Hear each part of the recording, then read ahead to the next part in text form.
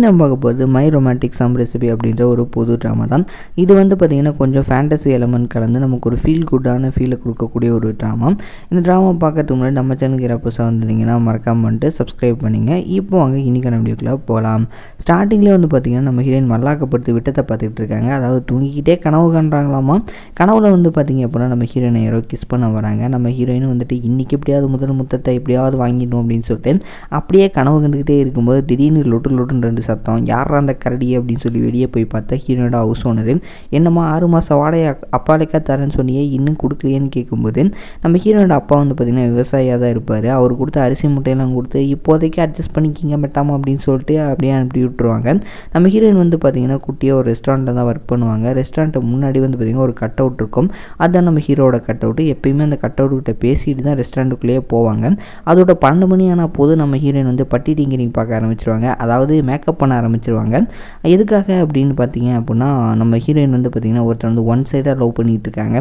அவரை வந்து நம்ம செகண்ட் ஹீரோன்னு கூட வச்சுக்கலாம். அவர் வந்து பார்த்திங்க அப்படின்னா 12 மணிக்கு தான் வருவார். நம்ம ஹீரோயினும் வந்து பார்த்திங்கன்னா தூரத்துலேருந்தே வந்து அவரை பார்த்து லவ் பண்ணிக்கிட்டு இருக்காங்க. எத்தனை நாளான்னு வந்து பார்த்திங்கன்னா 100 டேஸாக வந்து லவ் பண்ணுறாங்களாம்.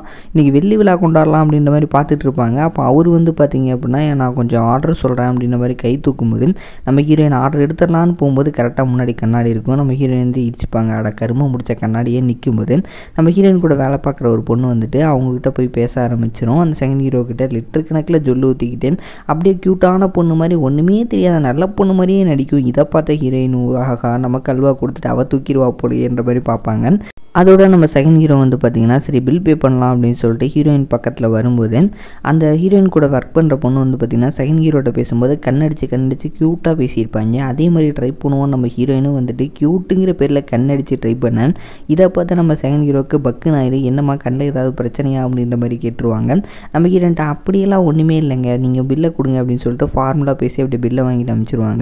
அதுக்கப்புறம் நம்ம ஹீரோயின் வந்து எல்லோரும் போனதுக்கப்புறம் ரெஸ்டாரண்ட்டை ட்ரிங்க் பண்ணிக்கிட்டே வந்து புலம்பி தள்ளிட்டு இருப்பாங்க. நான் மட்டும் எத்தனை நாளைக்குடா சிங்கிளாக இருக்கிறது அப்படின்னு சொல்லிட்டு நீங்கள் மட்டுமா புலம்புறீங்க. அதாவது உலகத்தில் சில பேர் புலம்புறாங்கங்க. அதுக்கப்புறம் வந்து பார்த்திங்க அப்படின்னா நம்ம ஹீரோயின் வந்து ஹீரோட கட் அவுட்டுக்கிட்ட வந்து புலம்பிகிட்டு இருப்பாங்க. அப்போ வந்து பார்த்திங்கன்னா ஒரு கப்புள்ஸ் வேறு அங்கே வெளியே கொஞ்சிக்கிட்டு இருக்கேன். இதை பார்த்தா ஹீரோயின் வெறியாயிருவாங்க. எனக்கு ஆறுதலாக நீ ஏதாவது இருக்கே அப்படின்னு சொல்லிட்டு அந்த கட் அவுட்டுக்கிட்ட பேசிக்கிட்டே அந்த கட் அவுட்டை வந்து பார்த்திங்கன்னா தூக்கிட்டு போயிட்டு அவங்க ரூம்லேயே வச்சுப்பாங்க.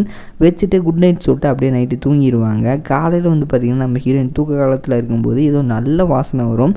என்ன வாசனை அப்படின்னு சொல்லிட்டு கண்ணை திறந்து பார்த்தா அந்த கட் அவுட்குள்ளே இருந்த நம்ம ஹீரோ வந்து பார்த்திங்கன்னா வெளியே வந்து சமைக்கிற மாதிரி தெரியும். நம்ம ஹீரோயின்ட்டு ஐயையோ பூச்சாண்டி அப்படின்னு சொல்லிட்டு அலறி அடிச்சுட்டு எந்திரிப்பாங்க. அங்கே ஹீரோ இருக்க மாட்டார்.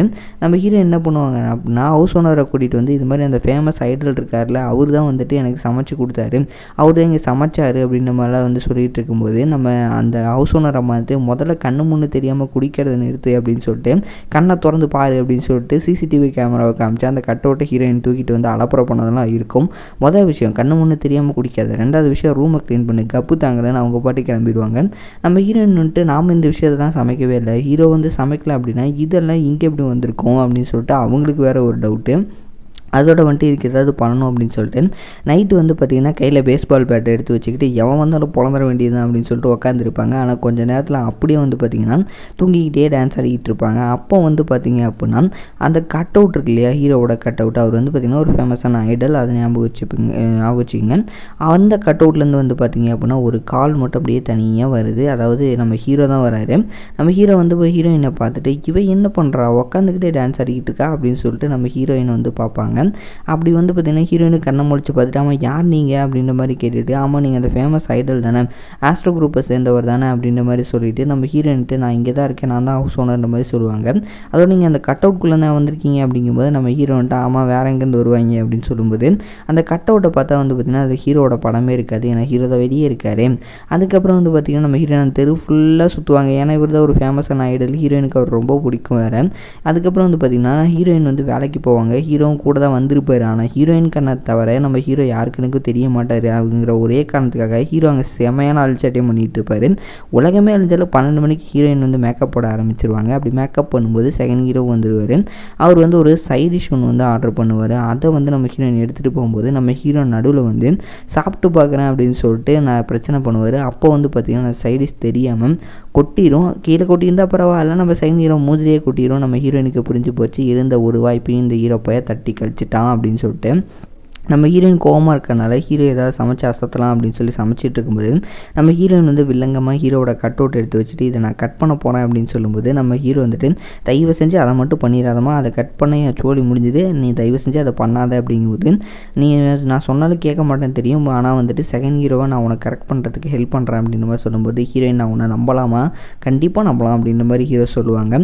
அதுக்கப்புறம் ஹீரோயின்ட்டு சரி நம்ம அவனை கரெக்ட் பண்ணுறதுக்கு என்ன பண்ணலாம் அப்படின்ற மாதிரி கேட்கும்போது நாம் இல்லை நான் வந்து உனக்கு ஐடியா கொடுக்குறேன், முதல்ல நீ வந்துட்டு அவனுக்கு ஒரு பொண்ணாக தெரியணும், அதாவது அழகாக தெரியணும்னும்போது அப்போ நான் எனக்குள்ள இருக்க அழகை வெளியே கொண்டு வரணுமா அப்படின்ற மாதிரி கேட்கும்போது ஹீரோ வந்துட்டு அதெல்லாம் இருக்கிறவங்க ஃபீல் பண்ணோம், நீ ரொம்ப ஃபீல் பண்ணாத, அது மட்டும் இல்லாமல் நீ அவனுக்கு தான் விட்டு போடுற அப்படின்ற மேட்ரு அவனுக்கு தெரியக்கூடாது அப்படின்ற மாதிரி வந்து பார்த்திங்கன்னா ஒரு கண்டிஷன் போட்டிருப்பாரு. அடுத்த நாள் வந்து பார்த்திங்கன்னா நம்ம செகண்ட் ஹீரோ வழக்கம் போல் 12 மணிக்கு ரெஸ்டாரண்ட்டுக்கு வர நம்ம ஹீரோ வந்துட்டு பார்த்திங்கன்னா ஹீரோன்ட்ட சொல்லியிருப்பார்ல வலியாத அப்படின்றத சிம்பிளாக சொல்லியிருப்பாங்க. ஆனால் நம்ம ஹீரோயின் வந்து பேன்னு பார்த்துட்டு இருப்பாங்க. அதுக்கப்புறம் நம்ம செகண்ட் ஹீரோ வந்து ஆர்டர் எடுக்க கூப்பிட நம்ம ஹீரோயின் கொஞ்சம் ரஃப்பாக தான் பேசிகிட்டு இருப்பாங்க. அப்போ வந்து பார்த்திங்கன்னா நம்ம செகண்ட் ஹீரோக்கே ஒன்றும் புரியல, ஏன் இந்த பொண்ணு இப்படி பேசுகிறா அப்படின்னு சொல்லிட்டு, ஏன்னா ஹீரோ தான் அப்படி சொல்லியிருந்திருப்பாரு. நம்ம ஹீரோ வந்து பார்த்திங்கன்னா அங்கே இருக்க சாக்லேட்டு கேக்லாம் எடுத்து சாப்பிட்டுட்டு அவர் என்னமோ ஜாலியாக தான் இருக்காரு. இந்த பக்கம் நம்ம செகண்ட் ஹீரோ வந்துட்டு கொஞ்சம் தண்ணி கிடைக்குமா அப்படின்ற மாதிரி கேட்கும்போது நம்ம ஹீரோயின்ட்டு பக்கத்தில் தானே இருக்குது, நீங்களே எடுத்து குடிக்க வேண்டியது தானே அப்படின்ற மாதிரி சொல்லிடுவாங்க.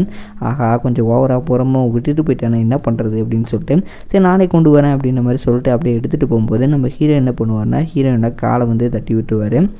நம்ம ஹீரோயின் அப்படியே விழுற மாதிரி போகும்போது நம்ம செகண்ட் ஹீரோ வந்து கேட்ச் பண்ணிடுவார். உங்களுக்கு எதுவும் ஆகலையே அப்படின்ற மாதிரி கேட்கும்போது ஹீரோயின் ஒன்றும் இல்லைன்னு சொல்லுவாங்க.